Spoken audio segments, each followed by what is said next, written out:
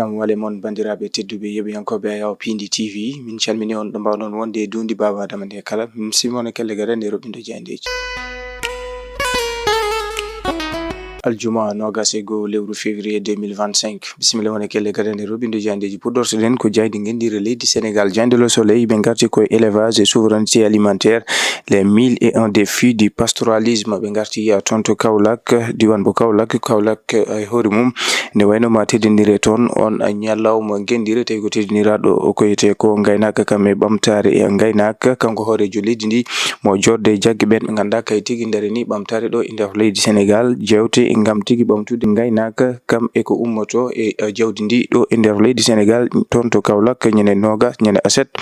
nogas e ɗiɗi lewru février 2025 jayde le soleil arti hen jayde rewmi quotidien ɓe garti ko toon to bowal gendire leydi Sénégal mawɗo jagorɗo Ousmane Sonko hande o mo huccodir e subaɓe tedduɓe ɓe namde sappo ganduɗa ko kanko fadi omo ganda ko Ousmane Sonko Halifa Ababacar Sall holliti alay sago wawa ƴewtede ngam ɓen ɓe ganda ko opposition wawa hokkede fartange kañuminne wawa haalde e ko yetno noon o saaha no leydi ndi yarata ni tawi ko ɗin konngoli kuccitte koye kanko mawɗo jagorɗo Ousmane Sonko jayde le Dakarois ɓe garti koye on scandale toon to Azer moɓe kolliti guila e dumunnaji ɓennuɗi caggal nde Azer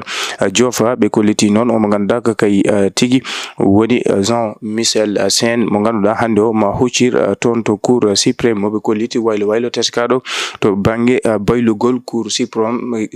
suprême guila ne wayno on scandale teska ɓe kolliti noon cour suprême mo ganduɗa ko baylaɗo hani e greffier moɓe kolliti on Azer mo ganduɗa ko nden waɗano débuté ñande nogas e go novembre 2024 oɓe kolliti hande o koccodiral Jean Michel Sène toon to cour suprême moɓe kolliti ni woni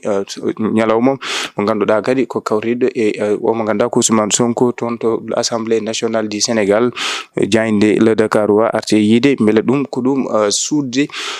kuccodiral Jean Michel Sène guite jofade ɗumen toon to cour suprême moɓe kolliti wonande c'est lus won ko ha joni tulmi e on dossier mbo Azer ƴeewoyen jayde l'éveil ɓe garti koye coopération militaire Sénégal Mali to banggue jokkodiral hakkude konikoɓe leydi Sénégal e leydi Mali démarrage de patrouille ɗen golle to banggue wonande joni jokkodiral to banggue golle hakkude koninkagal leydi Sénégal e leydi Mali ne wayno ɗen golle puɗɗima ɓe garti axe Podor tareji accident mo ganduɗa waɗi ɗiɗo hawruɓe e ladial toon to diwan bo Saint-Louis département bo Podor jayde l'éveil arti hen ƴeewoy to jayde l'évidence ɓe garti ko e contribution du secteur extractive à l'économie nationale ɓe garti noon ko e ngaalu leydi to banggue ɓamtare mum to banggue wonande e ngaalu ɗum woni sababu leydi Sénégal heeɓi dañde ko biyetemeɗe 3.8 milliards copreji men franc CFA e 2023 hitan ujunaje ɗiɗi e nogas e tati ɓe garti toon to assemblée nationale Ousmane Sonko mo huccide e subaɓe tedduɓe ɓe namde sappo ɗe ganduɗa ko patam lame paɗɗe Ousmane Sonko jayde l'évidence arti hen l'info quotidien ɓe garti koye kan haala toon to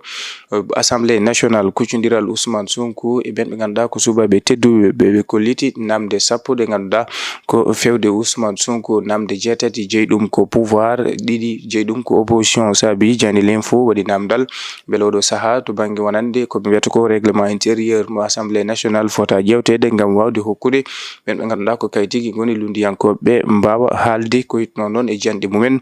fewde ɓen ɓe ganduɗa ko jaɓɓeteɓe toon to bowal guendire leydi Sénégal jayde tribune ɓe garti koye pas d'argent l'état sacrifie les clubs sénégalais en compétition africaine moɓe kolliti noon jagorɗo kalfinaɗo coftal ɓalli windude courrier fewde toon to fédération sénégalaise de football ngam wawde ittude e junggo mum e ko yitno noon prise en charge ɓen ɓe ganduɗa ko clubaji wonɓe en compétition e dunde Afrique to banggue arara yuji jayde tribune arti hen kono ɓe garti ɓen ɓe ganduɗa ko filnitere professeur janguinoɓe ɓen ko jeeyaɓe e ɓen ɓe ganduɗa ko gomu Kisems kame SAEMS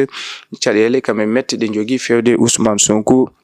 et Bassirou Diomaye Diakhar Faye. Jande point actu bengarti koy Macky Sall, Amadou Ba et Abdoulaye Daouda Diallo font le mort. Bengarti non ko gilay ngol bangingol on rapport Cour des comptes mo be ko liti Macky Sall ha joni mo ganduda mo addani yande mum e ngol jofugol caggal nde o tuma e on rapport Amadou Ba mo ganduda ko kay tigi woni patron mo nouvelle responsabilité mo be ko liti woni ko e wadde ko be mbiyata ko combat par procuration Abdoulaye Daouda Diallo mo teska dejjere mum. Jande point actu arti hen jande l'observateur be garti ko le dernier voyage de Pa Eliman be garti non ko don mbotuma ko dasa hani do suda lepiti dungal kanko Alaji Eliman Ndour mo ganda ak moftado tonto pafun ngendir e makko be garti e golle makko e darde makko kanko Alaji Eliman Ndour. Jande l'observateur arti hen jande L'As quotidien be garti ko Harouna Dia double consécration pour Harouna Dia mo be ko liti kayti woni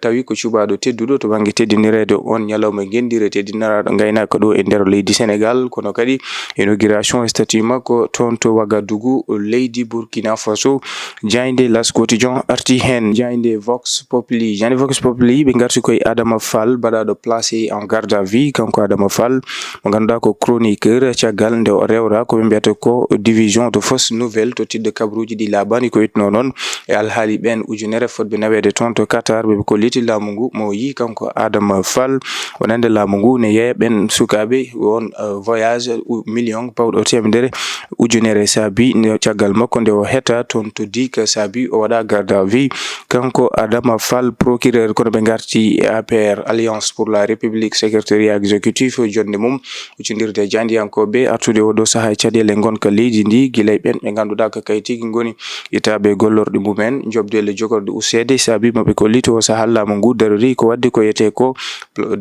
plan d'ajustement structurel yide kambe APR ni joni darade ngam hesitinde darne mabbe nangorande Farba Ngom député maire de Zanyam. Inde le quotidien be garti ko APR sur la conjoncture économique. APR wadi jonde artude odo saha cadele gonka faggudu leydi Sénégal mo be ko lito saha wona ko l'ajustement structurel kono be garti e ko etno non e darne mabbe ngam ha joni daranade besguji leydi Sénégal et député maire de Zanyam Farba Ngom. Le quotidien arti et ministère des sports mo ganda wadi arrêté tawi ko wadde courrier tonto fédération sénégalaise de football itude jongo mum e ballugol ko wiyata ko prise en charge din kolobaji wonbe e compétition e dunde Afrique to bange kawgel. Jande Le quotidien arti hen bandirabe teddube yebiyankobe yaw Pindi TV ko dum woni ko min dobe no woni kelle ganade robine jande jeeso baka hande o min nokon adi altine pado sa hawre welede Allah.